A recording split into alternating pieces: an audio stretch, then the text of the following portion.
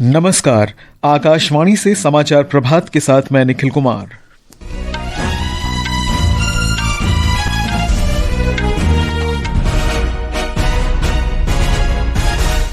GST परिषद ने अगली पीढ़ी के वस्तु और सेवा कर सुधारों की घोषणा की। दैनिक उपयोग की वस्तुएं होंगी सस्ती।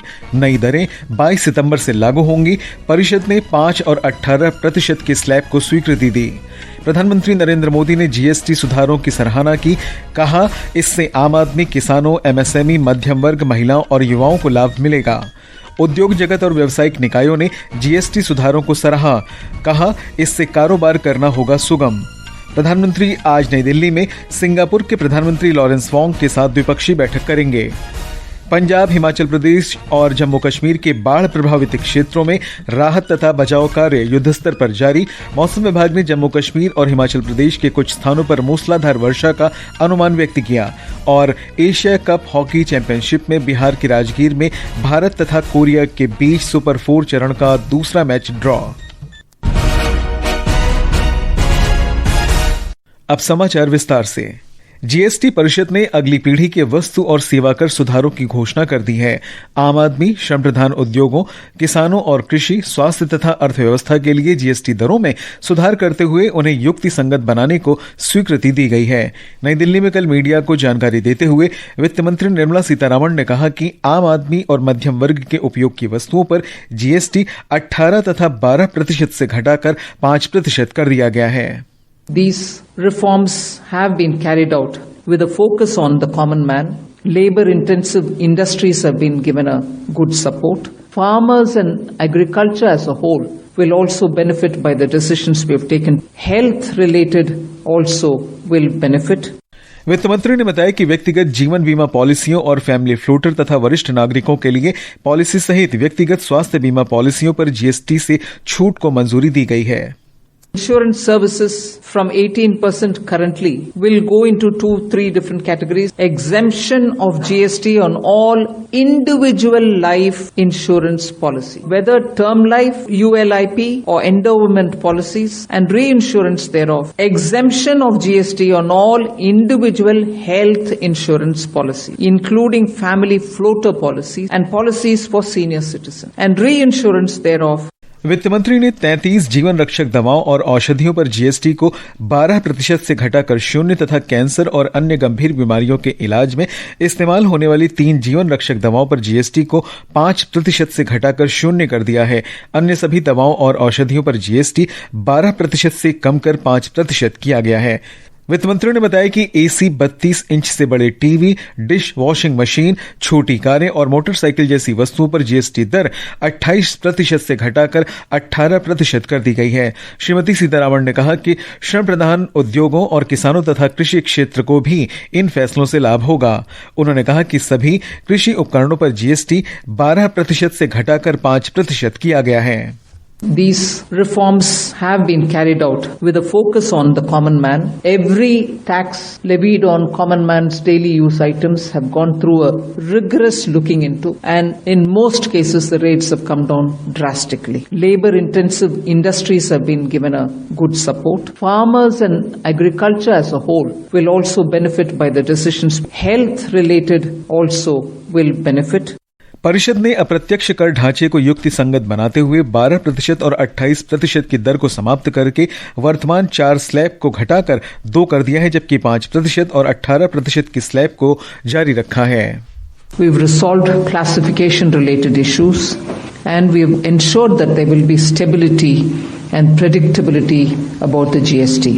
Rate rationalization, of course, we've reduced the slabs. There shall be only 2 slabs and we are addressing also the issues of compensation cess. Ease of living, simplifying registration, return filing and refunds. इस बीच राजस्व सचिव अरविंद श्रीवास्तव ने कहा कि नई दरों के लागू होने से 48,000 करोड़ रुपए का अतिरिक्त वित्तीय भार पड़ेगा। इसे केंद्र और राज्य सरकारें वहन करेंगी। प्रधानमंत्री नरेंद्र मोदी ने जीएसटी दरों में किए गए सुधारों की सराहना की है। एक सोशल मीडिया पोस्ट में उन्होंने कहा कि सरकार के इस फैसले से आम आदमी, किसानों, एमएसएमई, मध्यम वर्ग, महिलाओं और युवाओं को लाभ होगा। उन्होंने कहा कि ये सुधार सभी के लिए, खासकर छोटे व्यापारियों, व्यवसाय और व्यापार करने में आसानी सुनिश्चित करेंगे। गृह मंत्री अमित शाह ने जीएसटी दरों में कटौती को एक ऐतिहासिक फैसला बताया है। सोशल मीडिया पोस्ट में उन्होंने कहा कि ये सुधार जीवन को आसान बनाने के साथ ही खासकर छोटे व्यापारियों और उद्यमियों के लिए व्यापार में सुगमता को बढ़ावा देंगे। सूचना और प्रसारण राज्य मंत्री डॉक्टर एल मुरुगन ने जीएसटी सुधारों के बारे में कहा कि प्रधानमंत्री नरेंद्र मोदी ने 79वें स्वाधीनता दिवस पर अगली पीढ़ी के सुधारों की नींव रखी थी। सोशल मीडिया पोस्ट में उन्होंने कहा कि सरकार ने शुल्क ढांचे की समस्याओं और वर्गीकरण संबंधी मुद्दों का समाधान किया है। इस बीच उद्योग जगत ने भी जीएसटी सुधारों का स्वागत किया है और कहा है कि कर व्यवस्था के सरलीकरण से व्यापार करने में आसानी होगी। भारतीय उद्योग परिसंघ ने कहा कि 5% और 18% की दो दरें रिफंड तथा एमएसएमई प्रक्रियाओं को सरल बनाएंगी। इसने जीवन और स्वास्थ्य बीमा को जीएसटी से छूट दिए जाने को भी महत्वपूर्ण कदम बताया है। इस बीच भारतीय वाणिज्य और उद्योग महासंघ फिक्की ने कहा कि इन सुधारों से अप्रत्यक्ष कर व्यवस्था में सुधार आएगा और कर संग्रह में वृद्धि होगी। फिक्की के अध्यक्ष शुभ्रकांत पांडा ने इसे एक बड़ा और साहसिक कदम बताते हुए कहा कि इससे मांग में तेजी आएगी और कई संबंधित प्रक्रियाएं सरल होंगी। ये समाचार आकाशवाणी से प्रसारित किए जा रहे हैं। ताजा समाचार जानने के लिए आप हमारे social media handle x@AIR News Hindi को फॉलो कर सकते हैं। समाचार प्रभात में आपका फिर स्वागत है। प्रधानमंत्री नरेंद्र मोदी आज नई दिल्ली में सिंगापुर के प्रधानमंत्री लॉरेंस वोंग से मुलाकात करेंगे। बातचीत में दोनों देशों के बीच मजबूत और बहुआयामी सहयोग की समीक्षा की जाएगी। सिंगापुर के प्रधानमंत्री राष्ट्रपति द्रौपदी मुर्मू से भी भेंट करेंगे। ब्यौरा हमारे संवाददाता से। यह यात्रा दोनों देशों के प्रधानमंत्रियों को आपसी संबंध मजबूत करने और भविष्य के सहयोग का मार्ग प्रशस्त करने का अवसर प्रदान करती है। दोनों प्रधानमंत्री आपसी हित के क्षेत्रीय और अंतर्राष्ट्रीय मुद्दों पर भी चर्चा करेंगे। विदेश मंत्री डॉक्टर एस जयशंकर प्रधानमंत्री वोंग से मुलाकात करेंगे। विदेश मंत्रालय ने बताया कि प्रधानमंत्री वोंग की यह यात्रा भारत सिंगापुर राजनयिक संबंधों की 60वीं वर्षगांठ के अवसर पर की जा रही है। मंत्रालय ने रेखांकित किया कि सिंगापुर भारत के लिए एक महत्वपूर्ण साझेदार है और एक्ट ईस्ट नीति में अहम भूमिका निभाता है। पिछले सितंबर में प्रधानमंत्री मोदी की सिंगापुर यात्रा के दौरान दोनों देशों के बीच द्विपक्षीय संबंधों को एक व्यापक रणनीतिक साझेदारी के स्तर तक बढ़ाया गया था। आदर्श, आकाशवाणी समाचार, दिल्ली। कृषि और किसान कल्याण मंत्री शिवराज सिंह चौहान आज पंजाब में बाढ़ की स्थिति का जायजा लेने के लिए राज्य का दौरा कर रहे हैं। श्री चौहान सबसे अधिक प्रभावित अमृतसर, गुरदासपुर और कपूरथला जिलों के कुछ गांवों के प्रभावित लोगों से भी मिलेंगे। श्री चौहान ने कहा कि केंद्र सरकार संकट की इस घड़ी में पंजाब के साथ खड़ी है। अपने किसान भाइयों बहनों से, अपनी जनता से यही मैं कहना चाहता हूं कि केंद्र सरकार इस स्थिति पर नजर रखी हुई है। राज्य सरकार के साथ मिलकर जनता को इस संकट से पार ले जाने के लिए हर संभव उपाय करेगी। जनता से, किसानों से चर्चा करूंगा और जनता को संकट के पार निकालने में कसर नहीं छोड़ेंगे। राज्य सरकार से भी चर्चा करके, क्योंकि संकट के समय हम सब एक हैं, हम आवश्यक जो उपाय करने होंगे उन पर चर्चा करें। पंजाब में लगातार वर्षा से जनजीवन बुरी तरह प्रभावित हुआ है। सेना, वायुसेना, बीएसएफ और एनडीआरएफ द्वारा बचाव तथा राहत अभियान जारी है। हमारे संवाददाता ने बताया है कि धान और अन्य फसलों को भारी नुकसान हुआ है। अन्य प्रभावित जिलों के अलावा उफनती सतलुज और घग्गर नदियों ने पटियाला, मोहाली, संगरूर और जलंधर के कुछ गांवों को भी प्रभावित किया है। मौजूदा स्थिति को देखते हुए राज्य सरकार ने 7 सितंबर तक सभी शैक्षणिक संस्थान बंद कर दिए हैं। इस बीच चंडीगढ़ स्थित भारतीय मौसम विभाग ने आशा की किरण दिखाई है। इसके निदेशक सुरेंद्र पाल ने आज से 8 सितंबर तक पंजाब में बारिश में उल्लेखनीय कमी आने का अनुमान जताया है। राजेश बाली, आकाशवाणी समाचार, जलंधर। उधर हिमाचल प्रदेश में शिमला से हमारी संवाददाता ने बताया है कि राज्य में 5 राष्ट्रीय राजमार्ग और 1350 से अधिक सड़कें यातायात के लिए अवरुद्ध हैं। प्रदेश में मानसून की वर्षा से सामान्य जनजीवन बुरी तरह प्रभावित है। मौसम विभाग ने आज भी प्रदेश के कई स्थानों पर भारी बारिश का येलो अलर्ट जारी किया है। विभाग ने राज्य में आगामी 7 सितंबर तक वर्षा जारी रहने का पूर्वानुमान जताया है। प्रदेश में अनेक स्थानों में जहां सड़कें बंद हैं, वहीं कई जगह बिजली और पेयजल आपूर्ति बाधित होने से लोगों को मुश्किलों का सामना करना पड़ रहा है। इस बीच मुख्यमंत्री सुखविंदर सिंह सुक्खू ने सभी जिला प्रशासन को राहत व बचाव कार्य युद्ध स्तर पर जारी रखने के निर्देश दिए हैं। मुख्यमंत्री ने कहा कि चंबा जिला के मणिमहेश में फंसे श्रद्धालुओं को निकालने के लिए केंद्रीय रक्षा मंत्री से बात कर एयरफोर्स से कुछ हेलीकॉप्टर भेजने की मांग की जाएगी। प्रभा शर्मा, आकाशवाणी समाचार, शिमला। उत्तराखंड के कई हिस्सों में लगातार वर्षा के बाद आज कुछ राहत मिली है। वर्षा कम होने के साथ ही पहाड़ी इलाकों में भूस्खलन से अवरुद्ध सड़कों से मलबा हटाने के प्रयास तेज कर दिए गए हैं। आपदा प्रभावित क्षेत्रों में राहत और बचाव कार्य जारी है। वहीं जम्मू कश्मीर में आज बादल छाए रहने और कई स्थानों पर हल्की से मध्यम बारिश तथा गरज के साथ छींटे पड़ने का अनुमान है। मौसम विभाग ने गुजरात क्षेत्र में अगले 3 दिन तक पश्चिमी मध्य प्रदेश में कल तक अत्यधिक भारी वर्षा की चेतावनी जारी की है।